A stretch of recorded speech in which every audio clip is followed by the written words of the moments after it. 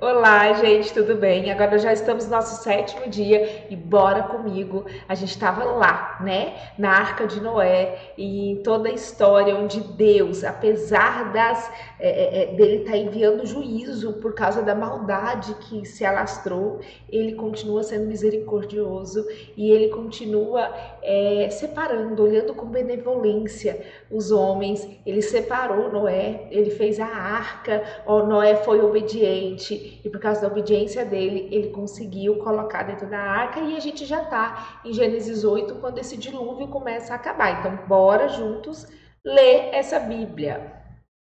Fim do dilúvio, né? Então Deus lembrou-se de Noé.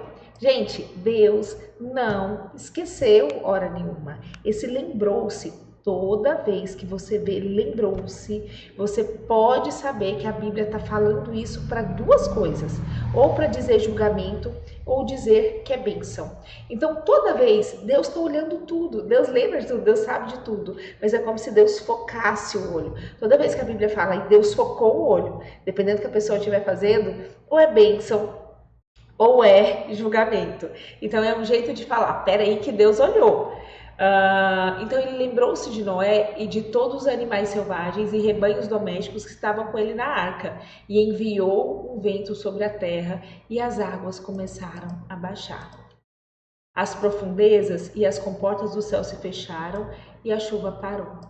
É lindo, né? Porque Deus realmente é um Deus justo, é um Deus santo, mas isso não tira a misericórdia dele. Às vezes a gente vê e a Bíblia deixa claro que a noite pode, o choro pode durar uma noite, mas a alegria vem pela manhã, não é? Às vezes a gente fica semanas chorando, né? Não é literal, mas é um jeito de falar que Deus é bom. Por mais que às vezes a gente passe por situações difíceis, Deus continua sendo bom. As misericórdias de Deus sempre se renovam. E as águas foram baixando pouco a pouco sobre a terra. Ao fim de 150 dias, as águas tinham diminuído. E no 10º dia do 7º mês, a arca pousou nas montanhas de Ararat. Então, foram ao fim de 150 dias. Gente, 150 dias, um mês tem 30 dias, isso aqui são 5 meses. Então, depois do dilúvio, aquela água foi baixando, foi 5 meses para a água diminuindo. E no 7º dia do 7º mês, então já estava 7 meses, aí sim a arca pousou nas montanhas de Ararat. As águas começaram a baixar até o 10º mês, 10 meses dentro de um local. E o primeiro dia do 10º mês apareceram os topos das montanhas. É engraçado, né? A gente vê que Deus foi misericordioso. Ele não precisava ter salvado Noé, ele não precisava. Noé foi justificado por causa do sangue de Cristo, porque Noé tinha pecado, igual todo homem. A Bíblia deixa claro que não há um justo sequer. Nós somos justificados pelo sangue de Cristo. Mas mesmo Deus sendo misericordioso, você vê que é difícil. Você imagina você ficar trancado num barco, as inseguranças, as ansiedades, imagina aquele tanto de animal, imagina o esforço físico de manter aquilo ali em harmonia. Então, Deus, ele nos livra, ele é generoso, ele nos ajuda, nos dá dons racionais, mas existe um esforço. É como se a soberania de Deus ele fosse uma trilho de um trem, mas você tem a responsabilidade do homem também fazendo outro trilho. Então, Deus, ele sempre vai colocar num dos trilhos o nosso esforço. A gente ganha inteligência de Deus, mas a gente é responsável por estudar. A gente ganha, todos nós, 24 horas de Deus, mas a gente é responsável por administrar bem esse tempo. Então, sim, é Deus que manda chuva, é Deus que manda sol. Sem isso, nunca na vida que ia aparecer frutos. Mas a gente é responsável por colocar a semente no chão, por cultivar. É Deus que salva, é Deus que salva, mas a gente tem a obrigação de espalhar o evangelho, né? Então, quem vai pregar? Como converterão se não ouviram, né? Então, existe ali na Bíblia o tempo todo. E por mais que seja algo que parece que quebra a lógica, não quebra. Não quebra. Não é um contra o outro. Deus continua sendo soberano, mas na soberania dele, ele decidiu que o homem ia ter responsabilidade pelos atos. Então ele poderia ter falado: Noé, fica aí quietinho que eu vou salvar só você. Mas não. Ele fez Noé construir uma arca. Ele fez Noé ficar meses e meses dentro dessa arca. Teve dificuldade, teve fidelidade, teve um moldar de Deus, como nós sentimos dia a dia Deus trabalhando na gente. Passados 40 dias, Noé abriu a janela que fizera na arca. Esperando que a terra já tivesse aparecido, Noé soltou um corvo, mas este ficou dando voltas. Depois soltou uma pomba para ver se as águas tinham diminuído da superfície. Mas a pomba não encontrou lugar onde pousar os pés, porque as águas ainda cobriam toda a superfície da terra, e por isso voltou para a arca de Noé. Ele estendeu a mão para fora, apanhou a pomba e trouxe de volta para dentro.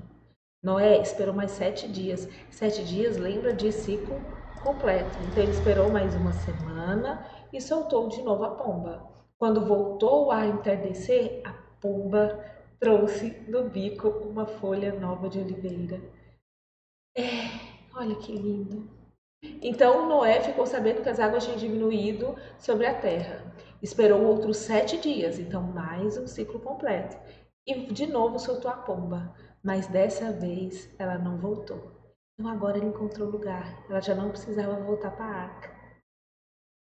Nós, quando a gente é apressado, se fosse eu, por exemplo, a pomba não voltou, eu já estava dando, já estava agoniada, eu já ia dar um jeito de descer dessa arca, sabe? Falar, meu Deus do céu, já, bora que bora, gente, vamos.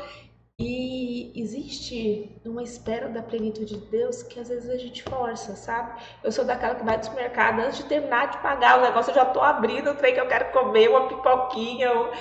E eu vejo que ele usa a ciência, né? Ele observa racionalmente o tempo. Mas olha para vocês verem tanto que Noé é lindo. No primeiro dia do primeiro mês do ano de 601 do primeiro mês do ano 601 da vida de Noé, secaram-se a água. Noé então removeu o teto da arca e viu que a terra estava seca. Isso aqui foi no primeiro dia. Então a terra estava seca do primeiro ano. O que nós ia fazer? Descer. Mas no 27º dia do segundo mês, ela estava completamente seca. E aí, Deus que disse a Noé: saia da arca, você e sua mulher, seus filhos e as mulheres dele. Faça também sair todos os animais com você, as aves, os grandes animais, os pequenos que se movem rente ao chão. Faça-os sair para que se espalhem pela terra, sejam férteis e multipliquem. É lindo, você sabe? Tem duas coisas aqui que me faz pensar muito sobre Noé e sobre essa obediência que ele aprendeu com Cristo. A primeira coisa que eu penso é ele não desceu enquanto Deus não falou para ele descer. Ele não foi, ele esperou Deus me falar para ele descer, ele não foi afoito. E a segunda coisa é que ele não se apegou à arca. Se eu tivesse passado uma vida construindo uma arca, se Deus falasse, sai dela, eu acho que eu ia montar minha casa nessa arca. Então, Noé, além de passar a vida toda construindo a arca, ele esperou para abandonar a arca no momento certo. E ele abandonou essa arca. Ele não ficou preso nela. O ser humano, eu sinto que ele tem dificuldades das duas coisas. Às vezes ele percebe que ele está num momento de transição, que Deus está pedindo novas coisas para ele. Mas ele é afoito, ele quer fazer logo, sabe? Antes de Deus falar, é agora. Ou às vezes ele segura e ele fala, não, aqui tá tão bom. Nossa, aqui funcionou por tanto tempo. Não, não vou não aqui. Então, Existe uma ciclicidade, existe tempos que dependem de Deus e que nossa vida possa ser isso. A gente sair das nossas arcas no momento certo e a gente não ficar apegado à arca, a gente não ficar apegado a coisas que foram funcionais, que Deus quis por aquele momento. E a gente sempre está aberto para esse andar de Deus, para esse mover de Deus. Então, Noé saiu da arca com sua mulher e seus filhos, e as mulheres deles com todos os grandes animais e os pequenos que se movem rente ao chão e todas as árvores. Tudo que se move sobre a terra saiu da arca, uma espécie após outra. Depois, Noé construiu um altar dedicado ao Senhor e, tomando alguns animais, ofereceu-os ao holocausto, queimando sobre o altar. Eu gostaria de mostrar aqui nesse texto, deixa eu mostrar aqui, que eu vou mostrar em vermelho, tá? Não, vou mostrar em azul. Vermelho já tá ali. Quando a gente teve Adão e Deus fez ali, Adão me colocou na terra, ele deu praticamente 3 mandatos para Adão. O primeiro mandato, gente, é um mandato cultural. O que é um mandato cultural? Ele tinha que cultivar, dominar, ele tinha que estar ali, cuidando de tudo, cuidando de todo aquele negócio, organizando. Qual que é a diferença de um jardim e de um matagal? A organização, alguém zelando, alguém cortando, alguém escolhendo onde colocar. Existe algo que, se você não cuida, vira um matagal. Tudo nosso, se a gente não presta atenção, vira um matagal. Nossa casa, se a gente não organiza, vira uma bagunça. Nossos relacionamentos, tudo que a gente desfoca sai do eixo. Então existe uma missão de Adão que é uma missão cultural. É uma missão de servir a Deus em todos os relacionamentos, em tudo que ele for fazer. Existe a segunda missão que Deus colocou, que é a missão social. Nós somos seres sociais. Ele colocou Adão para ser um cabeça de um lar, um sacerdote, a Eva para ser uma auxiliar idônea, para eles criarem filhos que repareçam com ele e multiplicar a imagem dele sobre a terra. E existe o terceiro mandato, que é um mandato espiritual. Ele foi feito para a gente fazer cultos individuais, entrar no nosso quarto, orar, ler a Bíblia. Então ele foi feito para a gente cultuar individualmente, mas a gente foi feito para cultuar domesticamente na nossa casa. A gente cultua tanto, só você e Deus, que você na sua casa, você fala de Deus 24 horas por dia e você inculca as palavras de Deus na cabeça dos seus filhos, e seus filhos são criados para parecer com Deus. E existe o caminho espiritual do culto público, onde a gente junta, né, em assembleias adoradores para ali cultuar a Deus. Então existem esses 3 mandatos que foram quebrados, que foram rompidos com o pecado. E aqui a gente tem, depois de Noé, né, depois desse dilúvio, a gente veio o retorno desse mandato. Ele fala assim, olha que coisa mais linda. Façam sair e espalhem-se, sejam férteis e multipliquem. Aqui é um retorno ao mandato social, ao mandato de formem famílias que criem filhos, que possam me representar, que criem mais famílias e filhos que possam me representar e coloque a minha glória neste planeta. Sejam férteis, sejam férteis. E é uma coisa interessante, né? Quem tem que ter filho é cristão. A gente vê cada dia que passa mais cristãos sem ter filhos. Esse lar equilibrado, com a capacidade de gerar filhos que vão ser inculcados à Bíblia, a palavra de Deus, é uma das coisas que Deus quer, porque a natureza geme na esperança da revelação desses filhos de Deus. A natureza geme para que o Henrique, a Vitória, o Miguel, a Isa, os nossos filhos, os nossos netos se pareçam com Cristo, sejam criados por famílias sólidas. A natureza geme para que a gente possa ser revelado e sejamos médicos bons, advogados bons, agricultores bons, administradores bons. A natureza geme para que a imagem de Deus seja refletida em todos os lugares. Essa multiplicação que Deus fala, desse mandato social.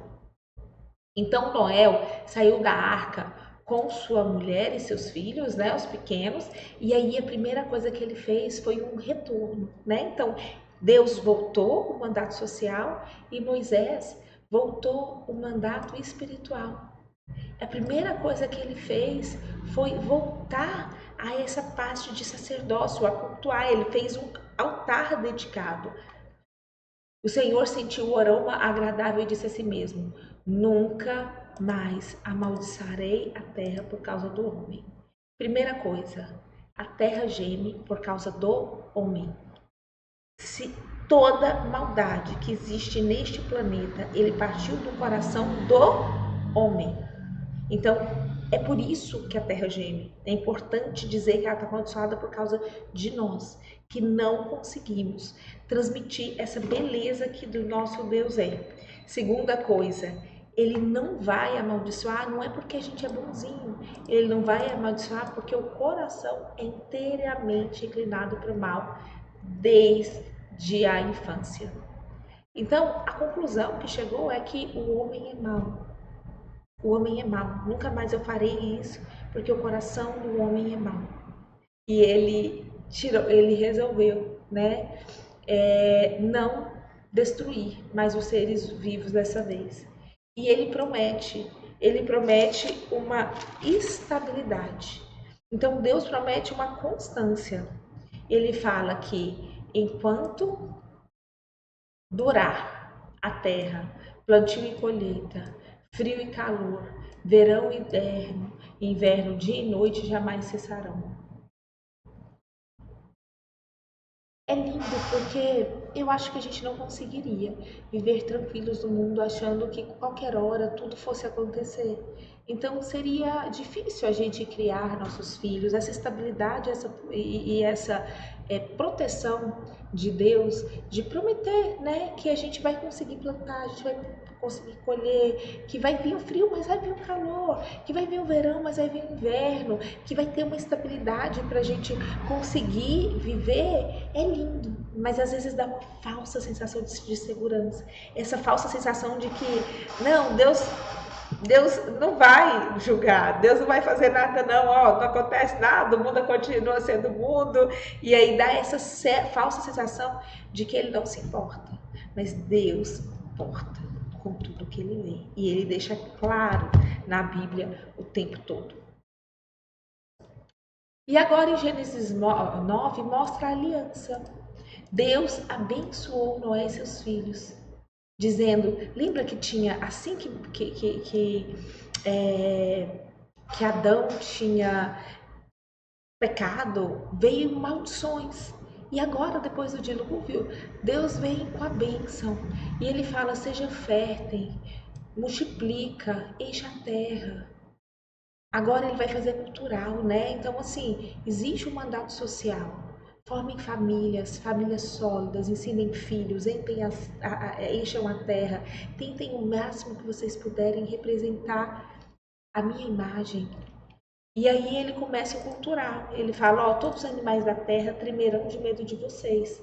Os animais selvagens, as aves do céu, as criaturas que se movem rente ao chão e os peixes do mar, eles estão entregues nas suas mãos. E tudo o que vive e se move servirá de alimento para vocês. A partir de agora, gente, a gente tem autorização para comer carne de animal. Então, a partir de agora, é a primeira vez que tem uma autorização de Deus para a gente comer carne. É engraçado que Deus, ele não tira o nosso domínio sobre os animais. Ele poderia ter tirado, mas não, a gente continua com o mandato cultural. A gente continua, mas por causa do pecado, esses animais vão ter medo da gente. E a partir de agora a gente come carne, e ele autoriza a gente comer carne. É engraçado que esses mandatos, eles são todos restaurados aos pés de Cristo. Ler a Bíblia, Cristo fala mais de uma vez, e a Bíblia sempre deixa claro que a palavra purifica. Vocês estão limpos mediante a palavra que eu falei. Então, a palavra de Deus, ele vai purificando a gente, nos dotando da capacidade de trabalhar com amor, nos dotando da capacidade de servir, nos dotando da capacidade de gerar família, filhos, de sentir desejo de viver em social, de sentir desejo de ajudar. Ele vai nos gerando a capacidade de ter casamentos alegres, onde o homem é homem, a mulher é mulher, vai nos gerando o desejo de ter mais filhos, né? Então, vai colocando no nosso coração o desejo da reprodução e vai colocando no nosso coração o desejo de cultuá-lo. Então é o próprio Espírito Santo, através de Cristo, que vai restaurando esses mandatos que a gente está vendo aqui e Deus voltando a abençoar. Porém, é importante, assim como dei os vegetais, agora dou todas as coisas. É tudo que vocês podem comer, mas não comam carne com sangue, que é vida. Tenham, não coma o animal de qualquer jeito, tenha dó, não coma ele vivo ainda. Lembrem que vocês não são animais, vocês são imagens de Deus. A nossa identidade, gente, não é a nossa profissão. A nossa identidade não é o nosso nome. A nossa identidade não tem a ver com coisas que a gente faz. A nossa identidade está em Deus. A nossa identidade não está baseada em nós, está baseada em Deus. E se a gente não conhece Deus, a gente não sabe quem nós somos. Uma vez me convidaram para comer uma tartaruga. E aí, de repente, colocou uma tartaruga viva dentro do forno. E a tartaruga, porque diz que assim é melhor e não sei o que, e a tartaruga gemia ali assando. Eu não tive coragem de comer, na verdade, eu não consegui ficar lá até o final. Mas as pessoas estavam comendo aquilo sem entender a crueldade. Nós não somos animais, nós somos imagens de Deus. Não se come de qualquer jeito, não se faz de qualquer jeito, não se machuca, não come animais vivos, não existe algo aqui muito forte dessa coisa com sangue. E é Deus que purifica-nos. A gente sabe que não é isso. A gente faz pecados terríveis e Cristo limpa. E Cristo é suficiente, independente de você comer carne com sangue ou sem sangue. Mas o que Deus está deixando aqui é que sangue é vida. Cuidado, gente, da forma como nós lidamos com os animais. Cuidado com as animais não são pessoas, então não se deve criar como se fosse filhos, etc. Tal. Homem é homem, mas a gente foi feito para cuidar, para amar, para servir. Então é basicamente nesse sentido. E todo aquele que derramar sangue, tanto homem como animal, pedirei contas, e cada um pedirei conta da vida do seu próximo. E aí ele vai numa coisa que a primeira vez que eu li, eu achei chocante. Quem derramar o sangue do homem, pelo homem, seu sangue será derramado, porque a imagem de Deus foi criada. É tão engraçado que a primeira vez que eu li, eu falei, Deus me livre, gente, mas que coisa vingativa, como se fosse uma vingança, né? Mas não tem a ver com Deus sendo vingativo. Isso é uma forma de Deus mostrar quanto o sangue humano é precioso. Existe, a vida é extremamente preciosa. A vida é algo tão precioso que quem é violento, quem entra nessas violências, acaba tendo a vida ceifada. E você vê isso muito hoje. Se você vê homens que entram na vida do crime, o tempo de vida deles é 20, 30 anos, eles morrem muito cedo. A violência, quem pratica violência, acaba entrando num caos tão violento que um vai se matando e aquilo vira uma loucura.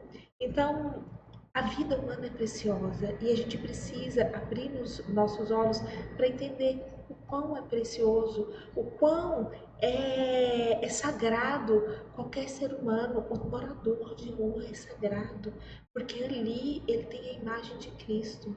A fofoqueira do bairro é sagrada, ela tem a imagem de Cristo.